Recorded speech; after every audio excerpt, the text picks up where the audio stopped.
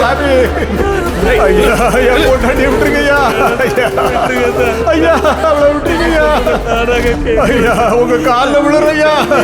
ஐயா என் பொண்டாட்டி விட்டுருங்கய்யா. ஐயா நாங்க பொண்ணை எல்லா குற்றத்தையும் சொல்லிடுறோய்யா. ஐயா ஐயா நீங்க என்ன சொன்னாலும் செய்யறோய்யா. நீங்க என்ன சொன்னாலும் அதை கேட்கறோய்யா. ஐயா சாமி என்ன சொன்னாலும் கேட்கிறேன்.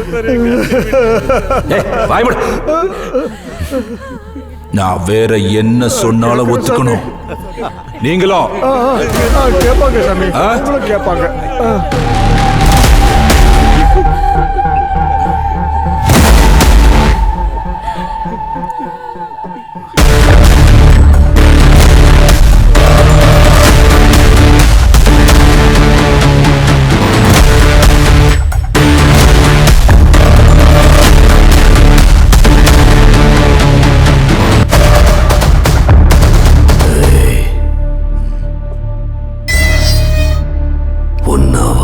செய்வாங்கடே என் ரத்தத்தின் ரத்தம்.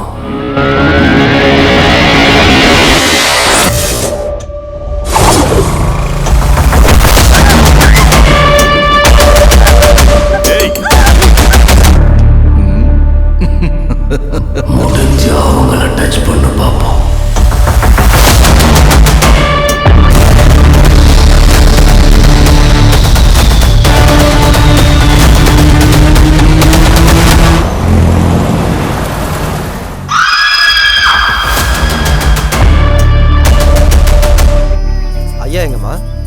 ஊருக்கு போயிருக்காரு, நாளைக்கு வந்துருவாரு. அப்படியா? சரி.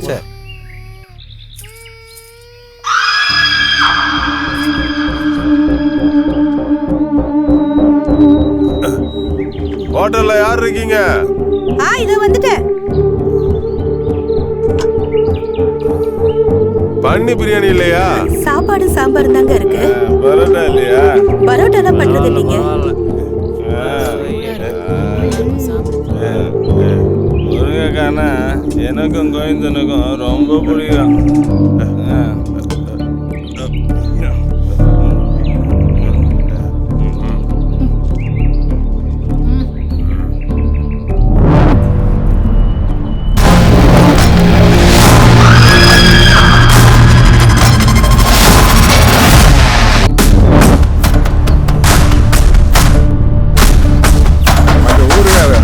ஒரு நிமிஷம் இருக்க, கொண்டு வரேன்.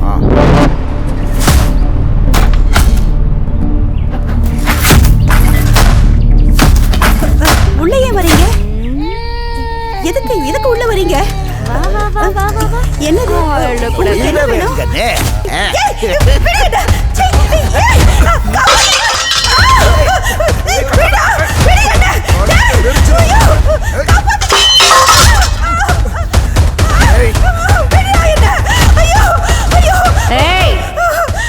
கத்துன அவ்வளவுதான், வாயை மூடிட்டு இருக்கணும் சொல்லிட்டேன்.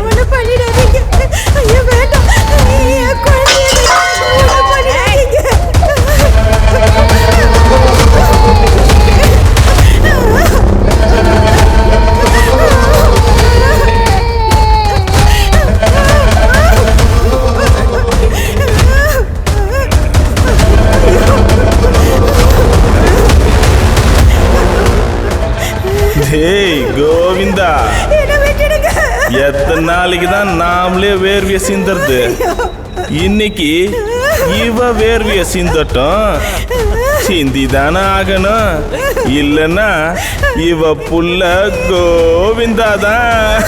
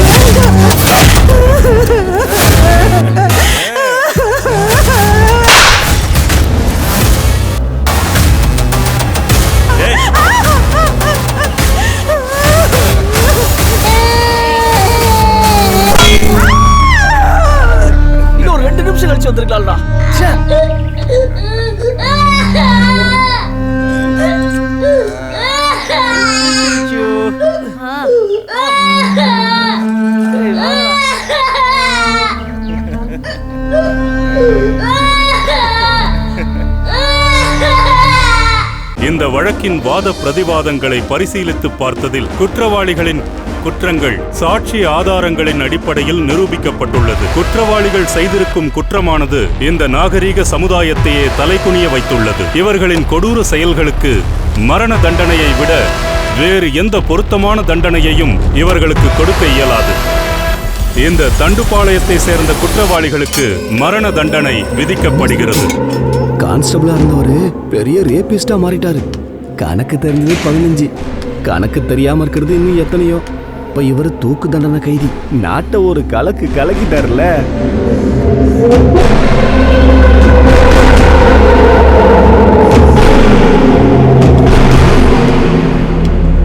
சாமி, அத்தனை ரேப்புகளை நீங்க ஒருத்தரை எப்படி பண்ணீங்க?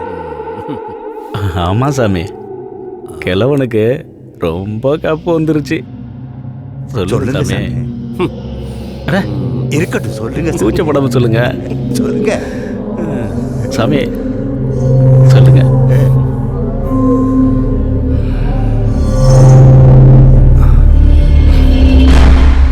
மூடு வரணும்னா ரமேஷ் ரெட்டி இது 36 சூத்திரங்கள்.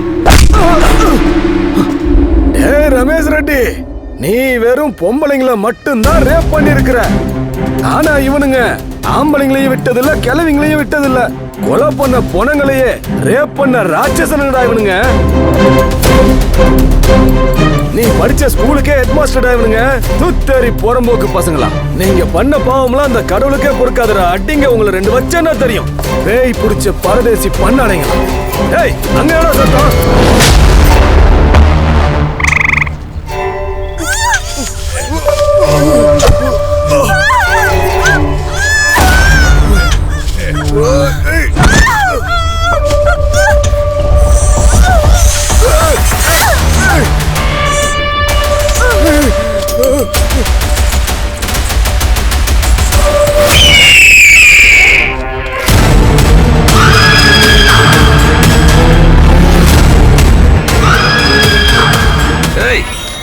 அவன் தலைய வெட்டி கையில வச்சுக்கிட்டு போலீஸ் கிட்ட மாட்டாம என் கிட்ட வாடா.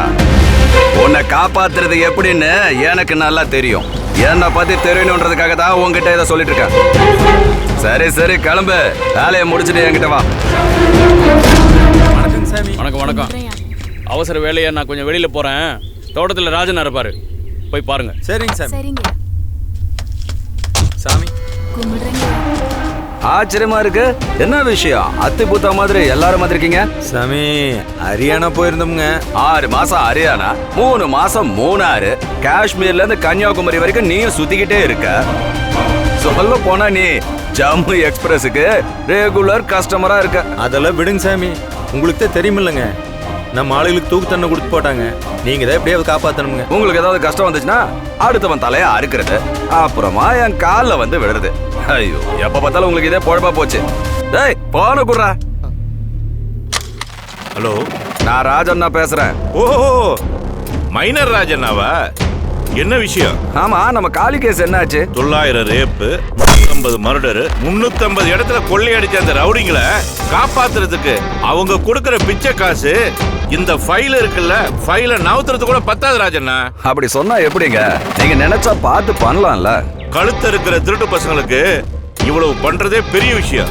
இங்க பாரு ராஜண்ணா, நான் மத்த லாயர்ஸ் மாதிரி கிடையாது. நியாயம், நீதி, நேர்மை, சத்தியம், தர்மம் இதெல்லாம் கொஞ்சம் கூட என்கிட்ட கிடையாது. உண்மை நேர்மைக்கு அடையாளமான அந்த நீதி தேவதை கையில இருக்க திராஸ்லயே வியாபாரம் பண்ற பக்கா வியாபாரி தான். என்ன சாமி, என்னாச்சு? போன்ல காரி துப்புறான். இப்படி சொன்னீங்கன்னா எப்படி சாமி? நீங்க தான் எப்படியாவது காப்பாத்தணுங்க. கை நிறைய பணம், பேக் நிறைய தங்கம், இதெல்லாம் கொட்டி கொடுத்தாலும் உங்க கேஸை எந்த லாயரும் எடுக்கிறதா இல்ல. இமேஜ் டேமேஜ் ஆகி பிளாக் கோட் மேல பிளாக் மார்க் விழுந்துருமோன்ற பயம். இதெல்லாம் தெரிஞ்சிருந்தோம் நம்ம லாயர் இந்த கேஸை எடுக்கிறான்னா இந்த கேஸ்ல வாதாடுறதுக்காக எவ்வளவு பணம் வாங்குவான்றத நீயே யோசிச்சு பாரு. நாங்க எப்படியாச்சும் உங்க லாயர் கேட்ட மாதிரி நிறைய பணம் கொடுக்கறதுக்கு ஏற்பாடு பண்றோம் சாமி. ஆமாங்க சாமி.